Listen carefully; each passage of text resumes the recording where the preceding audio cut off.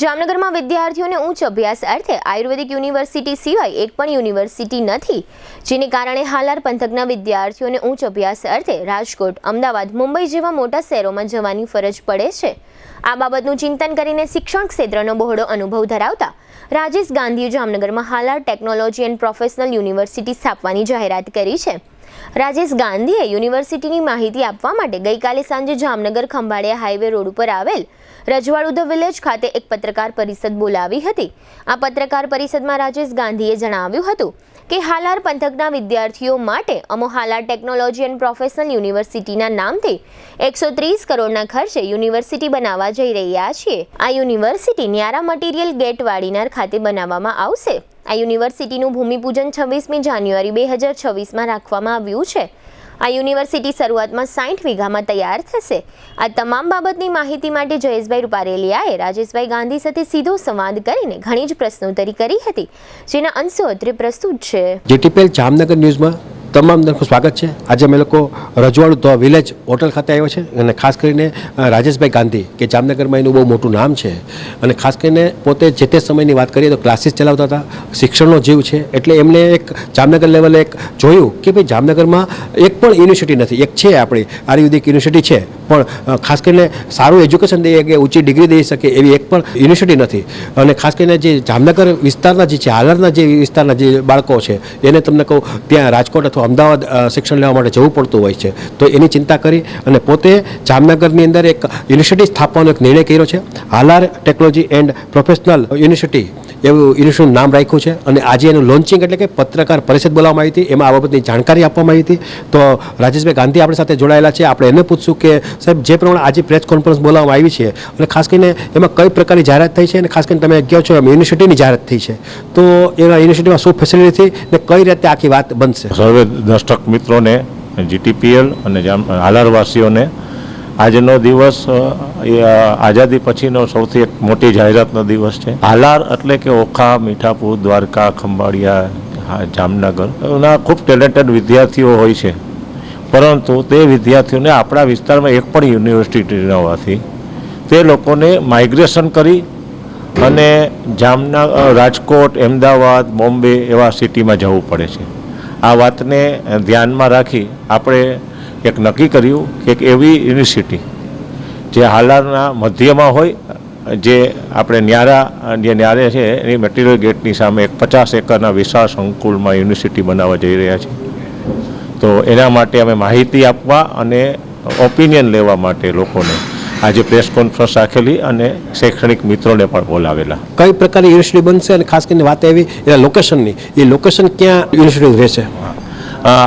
આ યુનિવર્સિટીનું નામ જ છે હાલાર ટેકનોલોજી એન્ડ પ્રોફેશનલ। આપણે હંમેશા વાત કરતા હોઈએ છીએ કે રિલાયન્સ ને ન્યારા જેવી મોટી કંપનીઓ છે, એમાં જામનગર કે હાલારના લોકલ લોકોને એમ્પ્લોયમેન્ટ નથી મળતું, કારણ કે તે લોકોને જે એમ્પ્લોયમેન્ટની રિક્વાયર છે તે પ્રકારના કોર્સો આપણે કોલેજો નથી ને આપણે યુનિવર્સિટીઓ ના હોવાથી ભણાવતા નથી।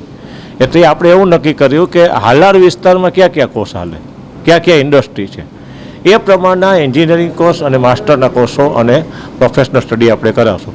દાખલા તરીકે હાલારમાં તમે જો તો રિલાયન્સ છે તો એક પેટ્રોકેમિકલ યુનિવર્સિટી, રિલાયન્સ સોલાર આવે છે, બેટરીનું આવે તો ગ્રીન એનર્જી થઈ ગયું, પછી આટલા દ્વારકામાં અને ટુરિઝમ બહુ વિકાસ પામે છે, આપણે આગળ લાંબો દરિયા કિનારો છે તો મરીન અને ફિશરીઝ, તો એવા કોર્સો રિલાયન્સનું ડેટા સેન્ટર પણ આવે તો એઆઈ ને ડેટાને લગતા, તો એવામાં એન્જિનિયરિંગ અથવા ડિપ્લોમા કોર્સ કરી શકે તેવા 7 આ કોર્સની આપણે પ્રથમ તબક્કામાં જે પસંદ કરી છે એમાં એઆઈ છે, ટુરિઝમ છે, પેટ્રોકેમિકલ્સ છે, બરાબર, અને આ ઉપરાંત ગ્રીન એનર્જી અટાની સૌથી મોટું ભાગ ભજશે, અદાણી બધા જે સોલર છે એ તે છે, અને મરીન છે। આ ટાઈપના 7 કોર્સો આપણે શરૂઆતમાં મૂકીએ છીએ અને આખું યુનિવર્સિટી તે ન્યારા ડેમ જે ખંભાળિયા રસ્તા પર જતા એની સામે કેમ્પસ આવશે અને તે જગ્યા પર પસંદ કરવાનું કારણ એ હતું કે આપણે જે હાલાર જ્યારે વાત કરીએ તો બધા વિદ્યાર્થીને નજીક થાય, જામનગરથી, ભાણવડથી કોઈને આવવું હોય, કોઈ દ્વારકાથી ભણવું હોય, ખંભાળિયાથી આવવું હોય, તો બધા વિદ્યાર્થીઓને આખા હાલારના વિદ્યાર્થીને લાભ મળે એ પ્રકારના। એટલે આપણે જ્યારે જે પ્લેસ નક્કી કર્યું તે પણ એવું છે અને કેમ્પસ પણ ખૂબ સુંદર બનશે ખૂબ વિશાળ કેમ્પસ બનશે.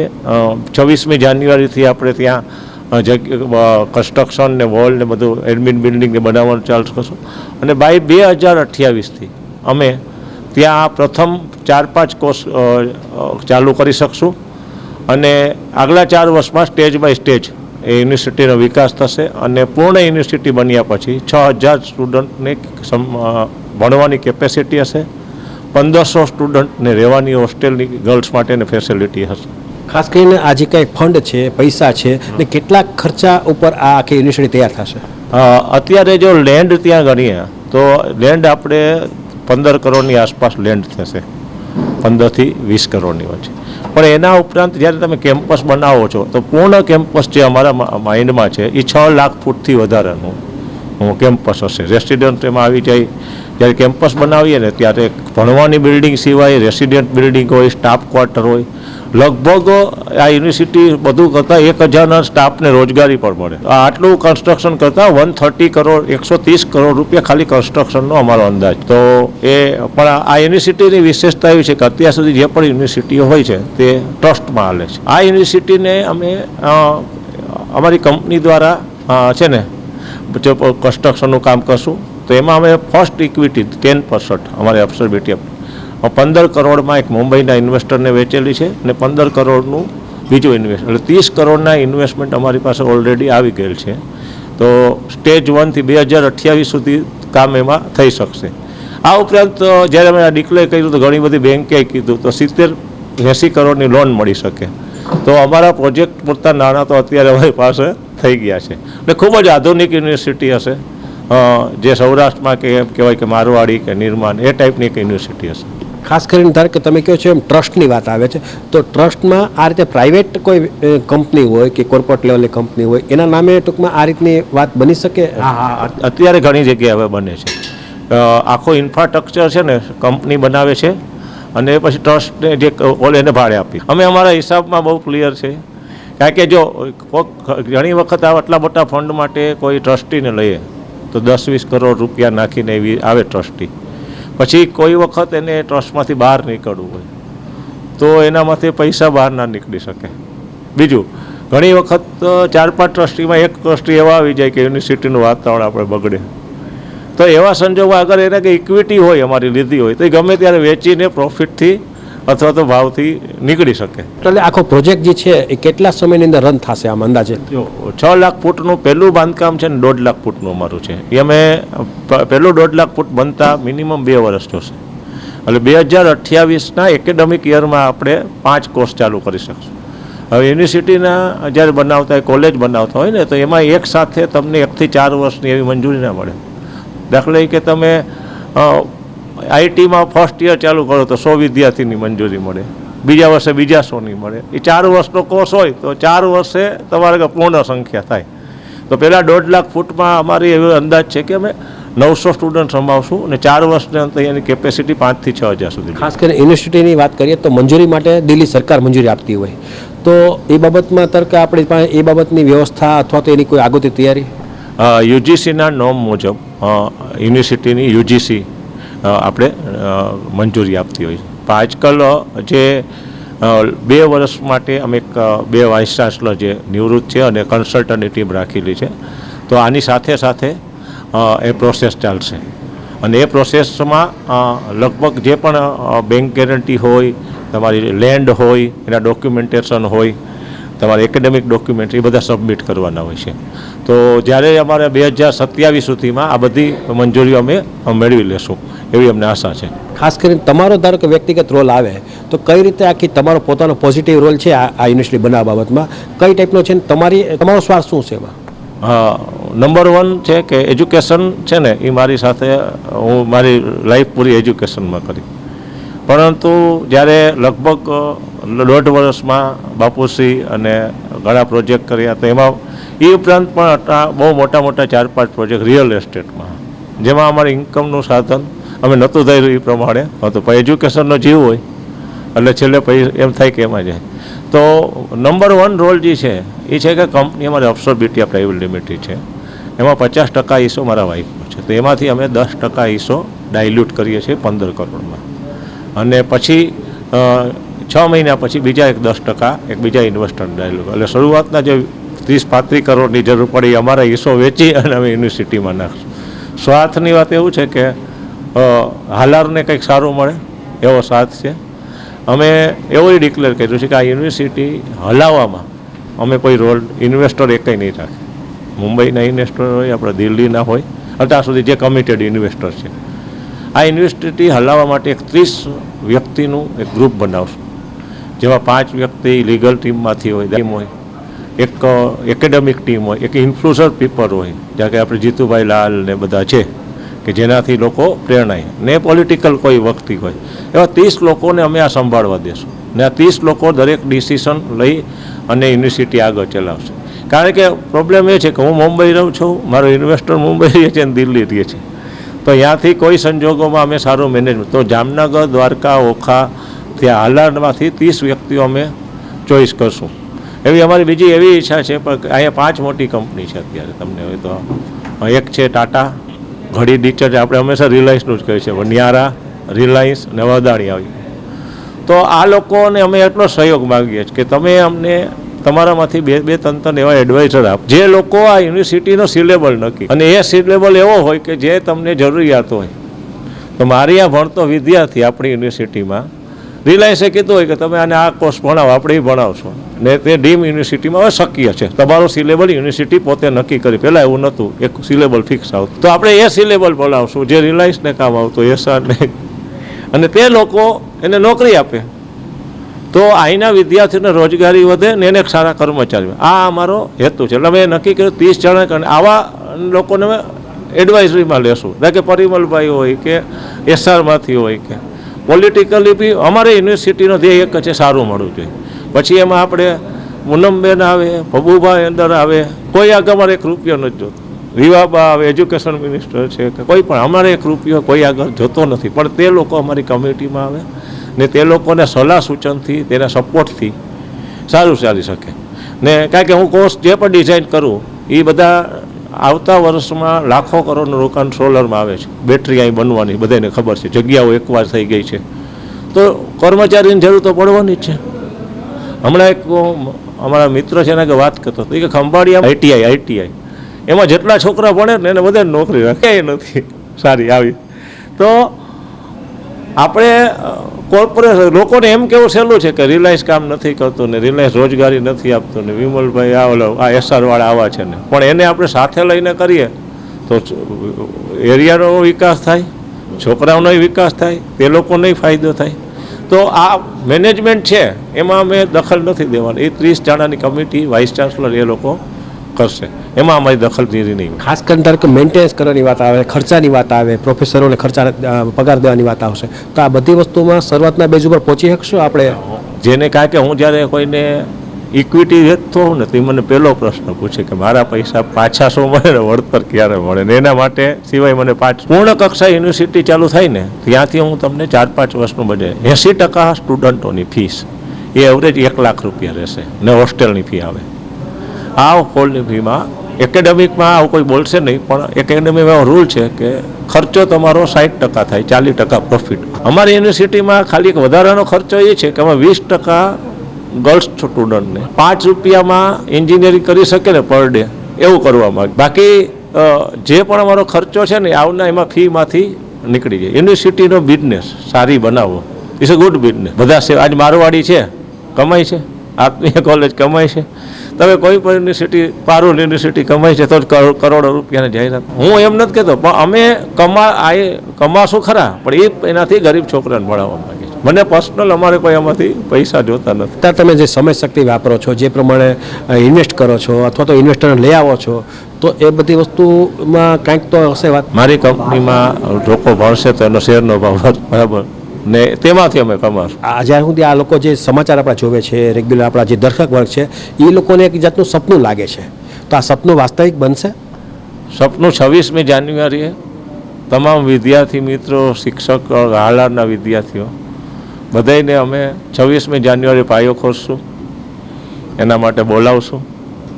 ખંભાળિયા, દ્વારકા, ભાટિયા દરેક જગ્યાએ બસ મૂકવાના જ આવવા જવા માટે, ને 5000 વિદ્યાર્થીઓ અને વાલીઓ અને શિક્ષકોને બોલાવવાની અમારી તમન્ના છે.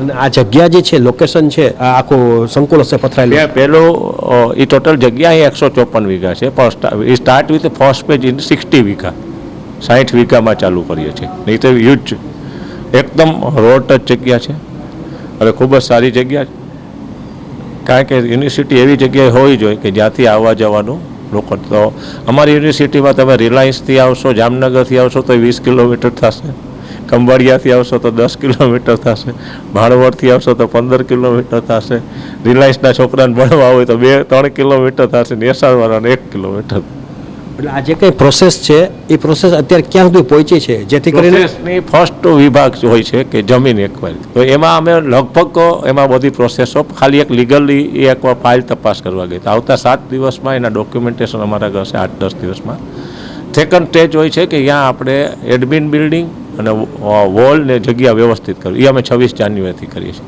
થર્ડ છે કે ત્યાં આપણે યુનિવર્સિટીની ગાઈડલાઇન મુજબ કોલેજ કોઈ પણ બનાવે તેની ગાઈડલાઇન હોય કે આટલા બાય આટલાનો રૂમ જોઈએ આટલી લેબોરેટરી એની માટે એના કન્સલ્ટરો રાખી અને એ લોકોની ગાઈડલાઇન મુજબ ત્યાં એકેડેમિક બિલ્ડિંગ બનાવવું પડે એની પાસે એડમિન બિલ્ડિંગ જોઈએ તમારે હોસ્ટેલની ફેસિલિટી જોઈએ લાઇબ્રેરી જોઈએ તો એના નકશાઓ આવી જશે આગલા 3 મહિનામાં તો 26 જાન્યુઆરી કદાચ આપણે મળશું ત્યાં તમને બધા નકશા પર શેર કરી શકીશું એટલે તમારો કે વિચાર છે કે સંકલ્પ છે કે આ યુનિવર્સિટી જામનગરમાં બનશે જ બનશે એટલે 501% બનશે 501% તમને હું બહુ કદાચ એવું હું જ્યારે પણ કહું ને તો એ વિવાદ બની જાય છે સેન્ટેન્સ પણ હું તમને એક કહું કે જ્યારે પણ કોઈ મોટી કંપની આવે ને અદાણી હોય રિલાયન્સ હોય SRI એ જ્યારે જમીન સંપાદન કરે ને એક એજ્યુકેશનલની ફેસિલિટી વસાવીશ એના માટે આટલા પૈસા આપીએ એને કોઈ પાલન કર્યું કે મને નથી ખબર હું તો વર્ષથી આવું છું પણ એવું એના ક્યાંક લખેલું હોય એવા કોન્ટ્રાક્ટો પણ છે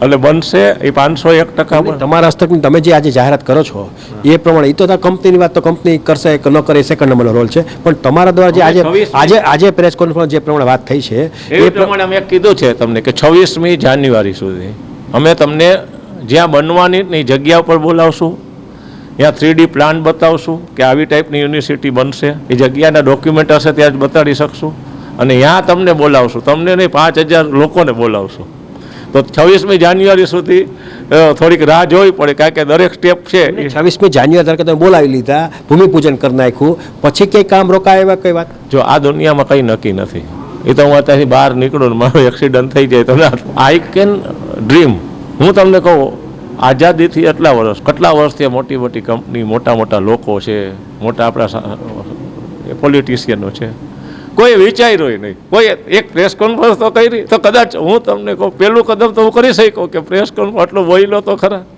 26મી જાન્યુઆરી હું કરું બધું પછી મારું એક્સિડન્ટ થઈ ગયું ભૂકંપ એક્સિડન્ટ નહીં આપણે હું જ્યાં સુધી જીવતો છું ત્યાં સુધી 501% થશે એટલે 2028માં તમે કયો કન્ટિન્યુ થઈ જશે 2028માં કંડો 2027માં તમે અહીંયા જશો ને તો બિલ્ડિંગ દેખે તમે બબે તમારે ચડેલા હશે નહીં પણ વિદ્યાર્થીઓને ભણવાની જ્યારે વાત આવે યુનિવર્સિટીના નોર્મ્સ મુજબ બાંધકામ 1.5 લાખ ફૂટનું કરું ને પછી એના આગળ મંજૂરી માટે પેપરમાં સબમિટ કરાવવા પડે તો 1.5 લાખ ફૂટ 2 લાખ ફૂટ બાંધકામ 4-6 મહિનામાં ના એટલે ધારો કે આ બાબતની તમે કોઈ એની અંદર જે નિષ્ણાત લોકો હોય એની કોઈ સલાહ મસલત કે કન્સલ્ટન્ટ તરીકે મારો ધંધો કન્સલ્ટન્સીનો છે મેં એજ્યુકેશનમાં લગભગ તમે આખા ઇન્ડિયામાં જેટલા જણાને કહેશો ને યુનિવર્સિટી મને નામથી ઓળખે આ મારો ધંધો વર્ષોથી આ કરું છું તો આના ટોપ લેવલના કન્સલ્ટન્ટ જે વાઇસ ચાન્સલર ક્યાંક ને ક્યાંક રહી ચૂક્યા છે એ લોકોને અમે અમારી ટીમમાં રાખ્યા છે 26મી જાન્યુઆરી કોઈ હશે એક એવી ટીમે જોઈએ જે કન્સ્ટ્રક્શન સારું કરી શકે એવી હશે એક લીગલ ટીમ જોઈએ આવી ટીમ અમે બનાવીએ છીએ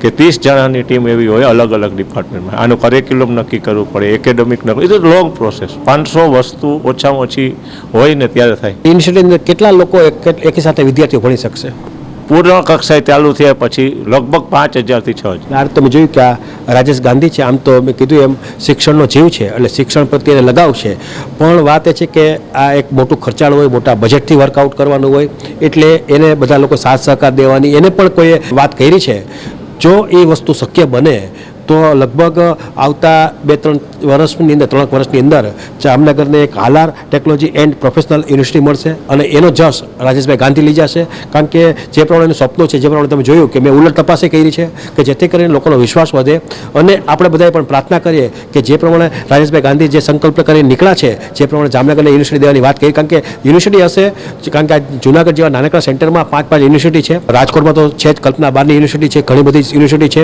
એની હિસાબે આપણે ઘણા પાછળ રહી ગયા છે એ પણ નક્કી છે. આવતા દિવસોમાં રાજ્ય સરકારે વિચારવું પડશે, કેન્દ્ર સરકારે પણ વિચારવું પડશે. આ એક યુનિવર્સિટી નહીં થાય, ધારો કે રાજેશ ગાંધી એક યુનિવર્સિટી કરે છે પણ એક યુનિવર્સિટી નહીં થાય. આવતા દિવસોમાં આપણે 2-4 યુનિવર્સિટી હશે, પ્રાઇવેટ લેવલ હોય, સેલ્ફ ફાઇનાન્સ હોય, જે પ્રમાણે હોય, વિદ્યાર્થીઓને ભણવાની વ્યવસ્થા, સારી ભણવાની વ્યવસ્થા, ડિગ્રી અને માસ્ટર ડિગ્રીની પણ વ્યવસ્થા આપણે જામનગરને આપવી પડશે, તો જ જામનગરનો વિકાસ થશે એ પણ નક્કી છે.